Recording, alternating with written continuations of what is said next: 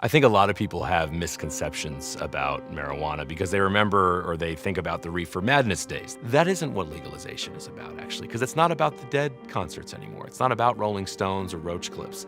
It's about mass production. It's about an industry, marijuana, that now resembles the tobacco industry, that resembles big pharma, that resembles the alcohol industry. Industries driven by Wall Street, Silicon Valley, Madison Avenue, and the whole apparatus of commercialization of not marijuana, THC infused any kind of product you want.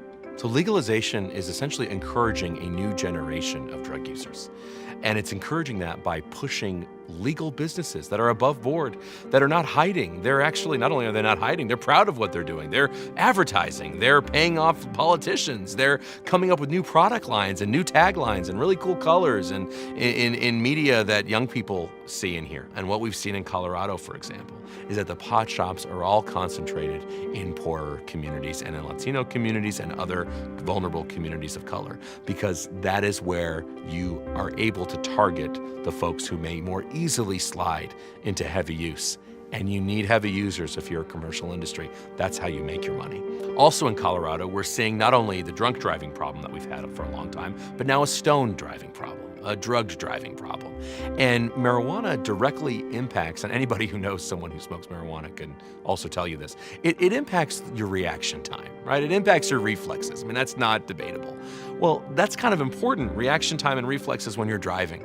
And so it's not a surprise that we've seen an increase in recent marijuana use among fatal car crashes. So we started this organization, SAM, Smart Approaches to Marijuana, to not only be against drugs, but really to be for something a little bit more hopeful, to be for an approach that takes a nuanced position that says we don't want people to go to prison for smoking marijuana, but the answer to that isn't Big Tobacco 2.0. The answer to that actually is increased education, awareness. Imagine if we had an awareness campaign for marijuana today, half the size of the awareness campaign for tobacco that we had 10 years ago.